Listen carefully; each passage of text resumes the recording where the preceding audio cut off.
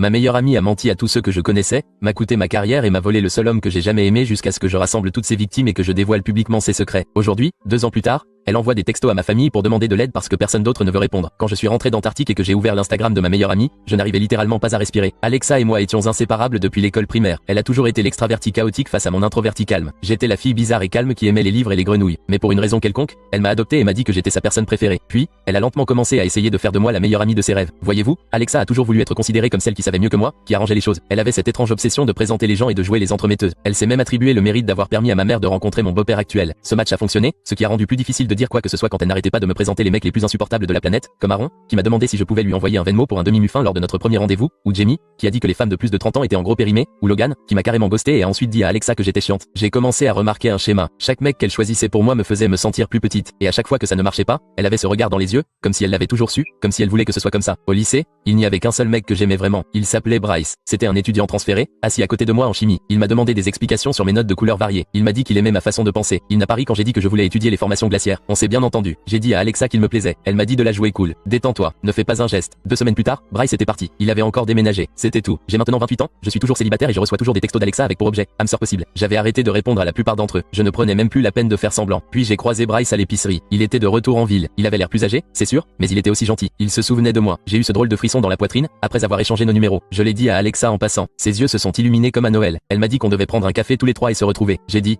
peut-être juste lui et moi. Elle a ignoré ça. Le lendemain, nous nous sommes retrouvés dans un café. Alexa, Bryce et moi. C'était comme une réunion de lycée bizarre avec beaucoup de tension. Nous avons tout de suite sympathisé avec Bryce, mais dès qu'une question personnelle se présentait, elle continuait de ramener la conversation sur elle, son nouveau travail, son nouveau chien et régime. J'ai à peine eu le temps de dire un mot. Plus tard dans la soirée, elle m'a envoyé un texto. Elle m'a dit qu'elle ne nous voyait pas vraiment ensemble, Bryce et moi, mais qu'elle me soutiendrait dans tous les cas. Je lui ai dit que j'allais quand même lui demander de sortir avec moi. Elle a dit qu'elle était fière de moi, mais il a commencé à s'éloigner. Il m'a laissé en rouge, a annulé le café, a dit qu'il était occupé, puis a cessé de répondre. 2 semaines plus tard, Alexa m'a dit que l'équipe scientifique de sa mère cherchait un assistant de terrain temporaire pour un voyage de recherche en Antarctique. Je voulais ce travail depuis que j'avais 17 ans. J'ai pleuré quand j'ai reçu l'offre. Je suis parti. Des mois plus tard, je suis revenu et j'ai ouvert Instagram. C'est là que je l'ai vu. Alexa et Bryce ensemble, se tenant la main dans une ferme de citrouilles. La légende disait, parfois, les meilleures choses arrivent quand on s'y attend le moins. Je n'ai pas répondu. Je n'ai rien dit non plus lorsqu'ils se sont fiancés 6 mois plus tard. J'ai reçu l'invitation et je l'ai rangée dans un tiroir. Puis j'ai revu la mère d'Alexa. On parlait de la qualité du voyage en Antarctique et de certaines de nos découvertes quand elle m'a demandé pourquoi je n'avais pas accepté le poste plus tôt. Elle m'a dit qu'elle avait été choquée quand Alexa lui a dit que je n'étais pas intéressé au début, mais qu'elle était contente que j'ai changé d'avis, même si c'était après le début de l'expérience. Je suis resté là, à sourire. Plus tard, une amie commune a laissé échapper quelque chose. Elle a dit qu'Alexa avait l'habitude de se plaindre d'être toujours comparée à moi, qu'elle détestait que les gens me préfèrent, même si c'était elle qui était toujours la meilleure en tout, qu'elle était jalouse depuis des années. Puis l'ex-colocataire de Bryce m'a dit qu'Alexa avait dit que j'avais des antécédents de relations toxiques, que j'avais une fois essayé de saboter les fiançailles d'un ami. Que des mensonges. Apparemment, elle le lui a dit juste après notre rendez-vous autour d'un café. Tout s'est bien passé. Elle me sabotait depuis des années, mentait, contrôlait le récit,